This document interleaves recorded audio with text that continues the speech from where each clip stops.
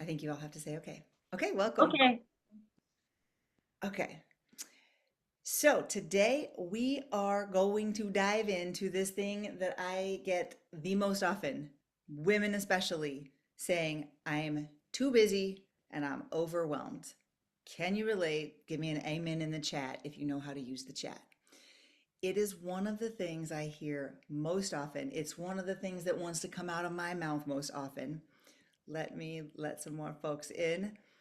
Um, and it's especially in my female clients and colleagues, and especially in the mama variety. Good morning, Michelle. Hi. We are talking about that prayer, that worry, that little demon called too busy and overwhelmed today, and how often it comes out of our mouths, out of my mouth, out of my clients' mouths, out of mothers' mouths, especially.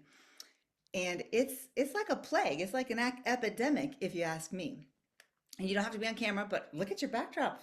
God, you're like, if this is your closet, I like to see your closet. Okay, so here's the good news about too busy and overwhelmed. And this is the one that's kind of hard to swallow. It is one of the things that we have the most power to change. So that's the good news.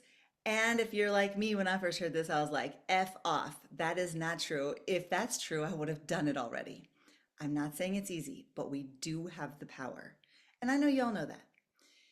So hear me when I say this. When I say change, I do not mean just stop doing it and change it.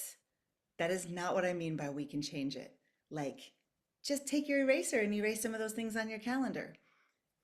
That's really confronting. And if that were easy, we would not be talking about it right now.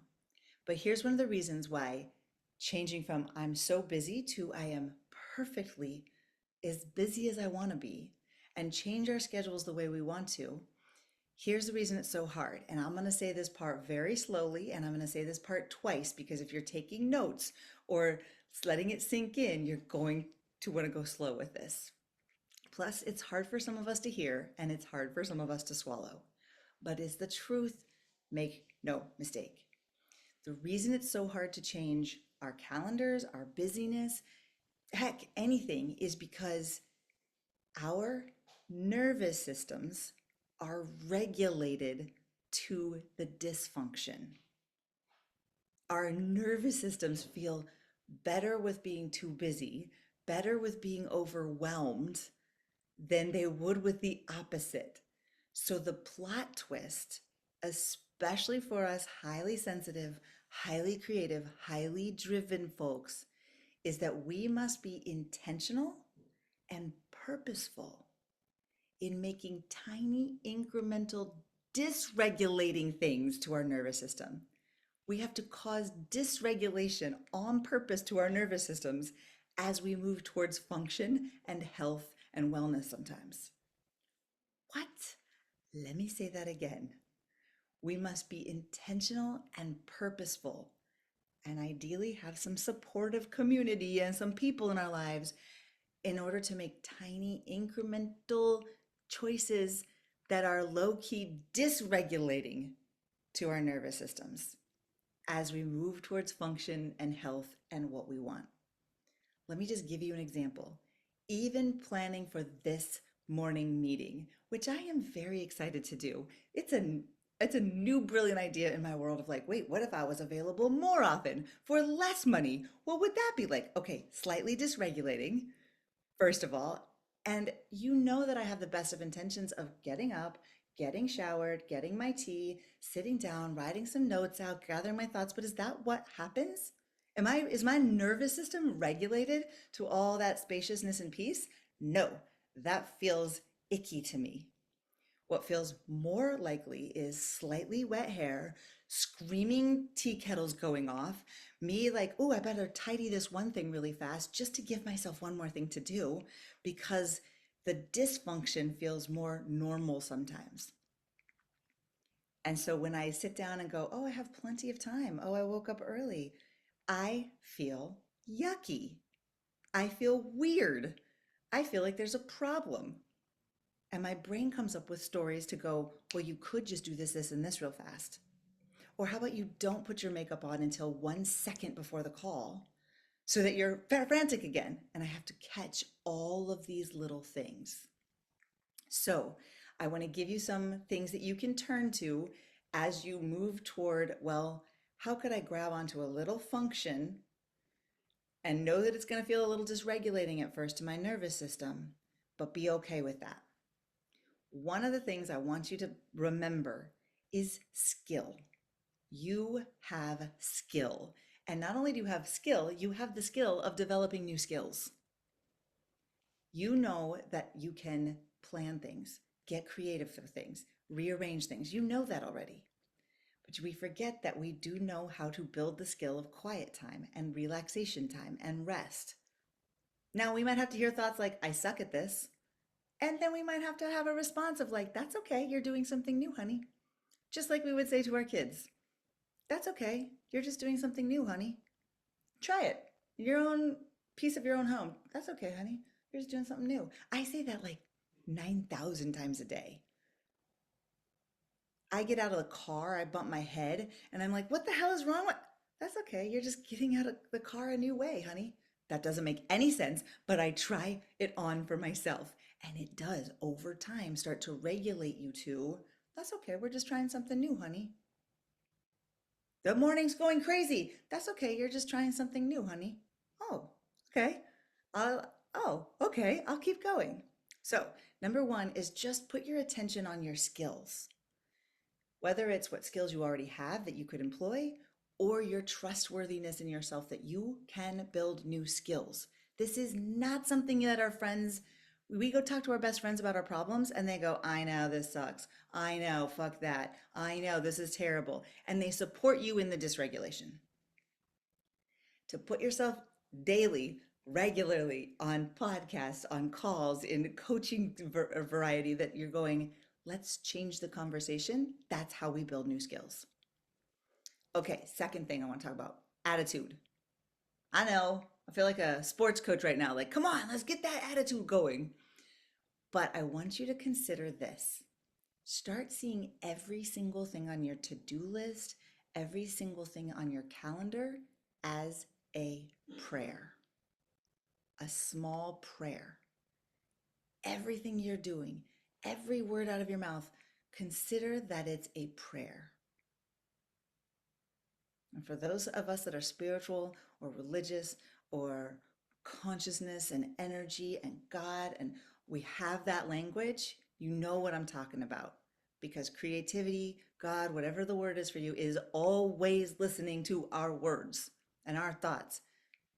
So we can see it like that. And we can also see like this whole too busy, too overwhelmed, everything we put on there are our tiny little prayers for what we have said is important to us. And to be like, I hate that stuff. It's overwhelming me. That is going to cause us a whole different level of dysregulation. And when we don't change it, creativity, God, our own consciousness gets very confused. Wait, we're too busy. We're overwhelmed. We hate this stuff. We're praying for something different, and yet we keep doing it. Our prayers are conflicting. It's a good thing that we feel all messed up inside when we're that conflicted. That's a little mindfulness bell. The third thing I want to give you as a tool that you already have in you that you can just look at is your commitment. What are you committed to? A different way of saying prayers, but get honest about what you're committed to. Obviously, we're committed to our children, or we're committed to our relationships. Every time I'm too busy and I think to myself, who needs to get off the calendar? Who's got to go? I have to remind myself, relationships are the most important thing to me. So no wonder this is hard. It's okay, honey. You're just doing something new. And also, in terms of commitment, get honest about which commitments, which prayers are on your to-do list in your calendar that you're kind of just phoning in. Like, oh yeah, I got to do that. I got to load the dishwasher. You're not really committed to it, and that's okay. So if you go to bed without dishes being cleaned, and you wake up and the dishes aren't clean, be like, yeah, that's because I'm not that committed to that. It's okay. And resilience is your fourth thing. Your ability to overcome and continue, especially as a woman, especially especially as a mama, this gets a little plot twisty too, because some of us can accidentally, if we're not careful, start priding ourselves and using busy and overwhelmed because it helps us feel important, needed, valuable, productive. I have to watch out for when I'm saying, oh, I'm sorry, I'm just so busy, because I just don't want to say, no, I don't want to hang out with you. What? It's way easier to say, no, I'm just really busy right now than I'm just not calling many people right now. So it's just a little bit of honesty, and that can be dysregulating, and it just has to happen internally at first, or maybe externally within this group, in the coaching environment where you're safe to be like, okay, the honest truth is I'm not that committed to this. I'm not that, my prayers are no longer about this. I want to change my prayer. Or I'm ready to change my skill level and point it in the direction of relaxation, quiet time. And that's going to feel yucky. Or I don't even want to put words on it because it'll have just different sensations. It'll just be different. And if you have a normal functioning brain, your brain will repel different. It will make up a story of why different is bad and you should stop it.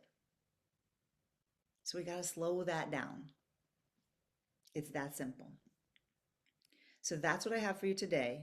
A few little things that you can grab onto that you don't, even if you didn't write anything down and you just let it come in, it's just slightly shifting the conversation, right?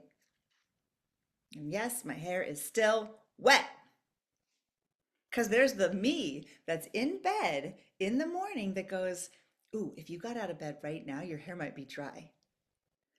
Which is kind of funny. Vanity has always gotten me to do things way more than just like, it's healthier to not eat gluten. No, you won't have dark circles under your eyes. Okay, I don't eat gluten.